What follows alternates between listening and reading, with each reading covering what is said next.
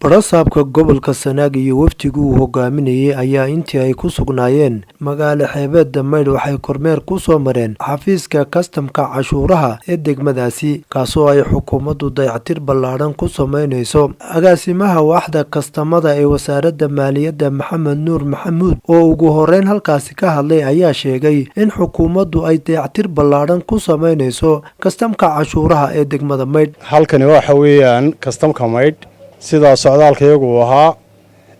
madaxda sare ee wasaaraddu nagu soo dirtay waxa loogu talagalay in lagu sameeyo repairing isla markaa injineerkina wuu nala socdaa qiimeynayay waad aragtaan kastamka xaaladiisa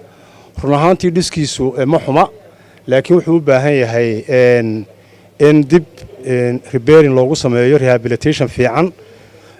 waana dhiskiisa kana iska caadi weeyaan jam iyo waxbuu leeyahay insha Allah waxaan rajeynayaa in waqtiga xiga isaga oo sidan ka qurux badan aan arki doono gudoomiyaha socdaalkiisa iyo kormeerkiisana qayb ku yahay eegitaanka iyo kuurgalka xaaladda kastamka ama magaalada. sidoo kale waxaa halkaasi ka hadlay maayarka degmada Maydh Xuseen Cabdiraxmaan Sheekh Saciid Maydh iyo gudoomiyaha gobolka Sanaag Injineer Axmed Cismaan Xasan. waxaan maanta ku soo dhaweynay degmada Maydh wafdi culus oo uu wato gudoomiyaha gobolku Injineer Axmed iyo agaasimo waxeedka kastamada Soomaaliland iyo taliyaha ciidanka turbataariyada mudane Cismaan aad iyo aad baan u soo dhaweynaynaa iyagoo kuurgalaya dhismaha kastamka Maydh oo la doonayo in repairing lagu sameeyo runtii waxaana ka bixin doonaan faahfaahin haddii Ilaahay ilaa waxyaabihii ay ku arkeen. waxay ka mid ahayd hawlihii aan saaka u soo baxnay dhismaha dekada waynu soo maray oo waynu aragnay meeshay marayso haddana waxaynu joognaa kastamkii Maydh mar haddii dekad la sameynayo waxaa loo baahan yahay kastamkiina in isagana rehabilitation fiican lagu sameeyo maadaama uu yahay dhismuhu dhismo duuga oo xataa qalab ahaan markaad eegtay qalabka yaalana lagu qiyaasi karo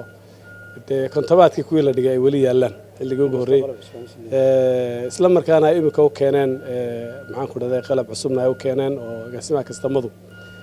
ay wadeen alxamdulilah hordhac u tahay alaabta la keenayo meelkii ugu muhiimsan lagu shaqayn lahaa iminka sideen iyo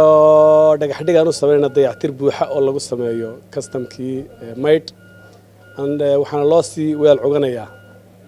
dekada noo dhismaysa insha Allahu jidka noo dhismaya oo aan filayno inuu maxaan ku dhahday hadhow doonyo fara badan ku soo xidhan doonaan oo hadday tahay kalluumaysi iyo hadday tahay bagaash kalaba baahiyo fara badan oo maxaan ku dhahay gobolada bariga Soomaaliland ayaan filaynaa in maxaan ku dhahay dabooli doonto dekadani xaruntii kastamka ee lagu cashuurayay ay noqon doonto aad iyo aad baan wasaaradda maaliyadda ugu mahad celinaynaa hawsha ballaaran iyo dayactirka xoogan ee ay u sii diyaarinayso ama ay ku sameynayso kastamkii aad iyo aad baad u mahadsantihiin qalabkana ay soo qadimeen waliba ugu horeeyeen. waa Cabdirasaaq Xaaji Axmed warbaahinta qaranka Soomaaliland.